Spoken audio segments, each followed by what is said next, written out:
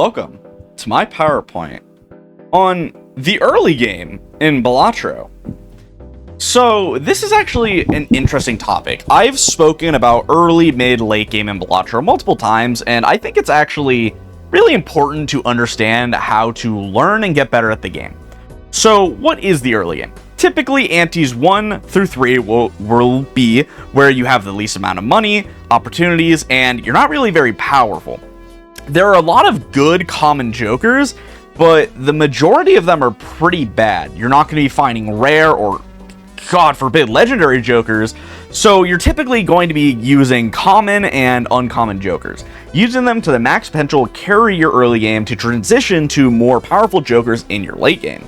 A lot of early game common jokers that are quite powerful are kind of things like Golden Joker, which gives you $4 at the end of round. Regular Joker, which, although it's not very powerful, it gives you +4 molt, is cheaper than every other Joker in the entire game, so it's really efficient for the money that it gives you.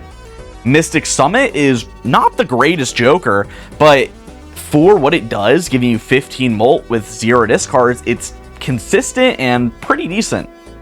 But then you got some stinkers, right? Banner gives you 30 chips for every discard you have remaining, but in higher stakes, you lose 1 discard because of the blue stake. So something like Banner's kind of not that great. Maybe not the most important, but one of the most important antes or rounds in the entire game, in my opinion, is actually round 1 ante 1. Now, you might be thinking, oh, this is just the small blind, right? Don't you skip it? Well, you can. You actually can skip it. A lot of the time, it probably is worth it, right? If you get a rare Joker or get the investment tag, gives $25 on winning the boss blind, it's pretty worthwhile to skip on that. But that's not going to happen every single time. So your round 1 ante 1 is actually really important. There is a chart right here on the right side of my screen that actually lists all the different ways that can instantly win on round 1 ante 1. You can have a straight that is queen through 8 or higher. You can have a flush that is jack 9, 8, 7, 6 or higher equals 300. A full house that is all 7s or 8s or higher. A 4 of a kind instantly wins, a straight flush instantly wins, and a royal flush instantly wins. These are the only ways to instantly win the round 1 ante 1 hand. Now, you might be thinking, oh, why is it that important? Money. Money, money, money, money, money. Money is everything in Balatro. I cannot tell you how many people I've seen that are horrible at managing their money in this game and suffer immensely from it. Now, you might be wondering, what is $1 going to change in my first shop, right? Well, if you're playing a normal deck, right, nothing special, you're not playing green deck, or you're not playing like blue deck or black deck, decks that have different money amounts, or yellow deck, etc., right? If you beat the shop in one hand, or if you beat the round in one hand, you will enter the shop with $7. Now, you might be thinking, $7 isn't very much, and you're actually right, $7 isn't very much. A lot of people like to argue that it might even be better to, of course, skip the first, small wine because you're not making any money off of it, to get your first shop with the big blind, and you'll have more money. I think that can be good, like I said, if you have good skips, right? But I think otherwise, it's really not that great. You are still missing out on a pretty decent amount of money. $3 does matter in the early game, but more importantly, you're making it so your second shop is significantly harder to get to. Now, what do I mean by that? If you do what I said, you skip the first blind and then you go into the shop 1 on your big blind, then you're basically missing out on a free reroll in the shop. And well, a reroll is $5. Now, you are guaranteed a buffoon pack in your shop 1, no matter what. So if this is what your average shop is going to look like, right? Maybe it'd be slightly better, slightly worse than this, depending. But you see a banner that is $5 in Eternal. That's not that great. You probably don't want to take that. You see, I think this is Crafty Joker. That is, or it's rental, so $1 in Eternal. Not that great. Buffoon packs are the name of the game. Typically, when you see the Buffoon pack in your shop one, you're like, dang, that's almost always when I'm gonna buy, unless there's something way better. And worst case scenario, because you have $7, if you open the pack and then you're like, hey, I don't really want this, you can sell it and buy whatever that $5 Joker is, because typically they're gonna sell for about $2. Using your first shop is so important because you don't want to miss out on money. If you get the first shop from the small blind, then you're more likely to beat the big blind and not miss out on any money. This is what I'm talking about. Money, money, money, money management, money, money, money, me, money, money, me. Money is so important in this game. Buying powerful jokers, it's what money is all about. There are numerous commons that are great early that you can find in your first shop. Whether it be any of the suit +3 molt jokers in a flush build, runner, it gets you a strong scaling chips in straight builds. Gross Michelle gives you a flat 15 molt that can become ×3 molt later on, or even something like Shoot the Moon that can give anywhere between 13 and 52 molt just on the base queens you have in your deck. These can be incredibly powerful, but guys, I keep saying it. What's the real kicker of the early game? The real most important part of Balatro? It's the money, baby. Money, money, money, money, money. So, yeah, I get it, right? You might be thinking, hey, Balatro's a poker game. It's all about scoring, right? Well, guys. Balatro's a roguelike. A roguelite, actually.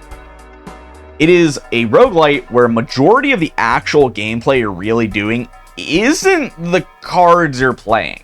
I know a lot of people might think that. They might think that their most important decisions are the cards that they're playing, but your most important decisions are money management and how you actually handle the shop.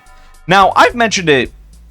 Oh, actually, I've probably said the word money 80 times in this video so far, and it's really important. I need to drive that into you. If you have a bad early game, right, where you're not getting powerful money, you're not even saving your interest, you're gonna do significantly worse in your later game, and that's not good. There's a lot of really powerful money jokers that, can help you, but, I mean, interest is kind of more important, in my opinion. You don't need money jokers to win the game. You do need to maximize your interest to win the game. You gain $1 for every $5 you have, a max of 25, therefore $5 for beating a round. If you have seed money, that makes it max of 50, so $10, and then if you have money tree, it's a max of 100, so $20. Now, you're not going to get those in the early game, let's be real here. If you pick up seed money and antes 1 through 3, you're probably not in a great position, let's be real here. You're probably quite weak, or you're super powerful because you got an investment tag. But look at some of these jokers. Gold Joker, I mentioned this before, it gives you $4 at the end of round. Rocket gives you $1 at the end of round, increased by 2 every time you beat a boss blind. So after 2 boss blinds, it would be better than Gold Joker. You have Mail and Rebate, which is whenever you discard the displayed card, so if it's 6s or whatever, you'll get $5. That's really strong. That's really powerful.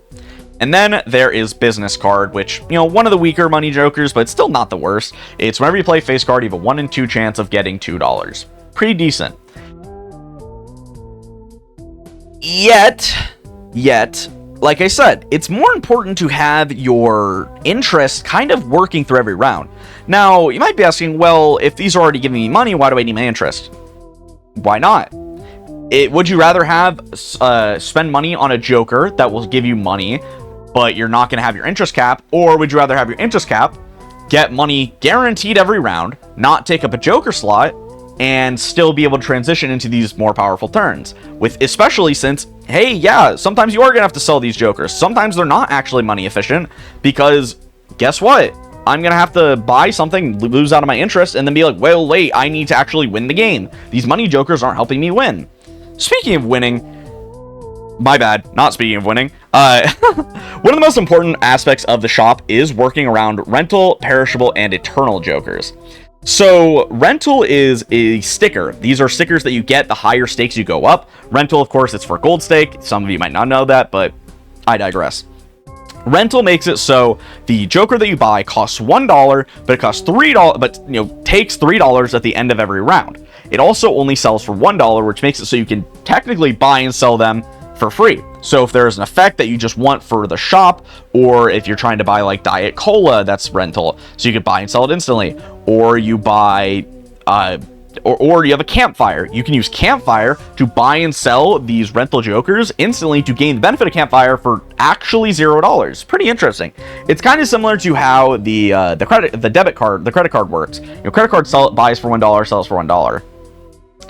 There's perishable, which is your jokers last for 5 turns, then they become debuffed. Once debuffed, you can still sell them, so it's not the end of the world. This is not the biggest deal, right? It does make it so that a joker you do have is limited, and you do have a timer on how powerful you will be, but you're not really upset finding rental or perishable on powerful jokers pretty often.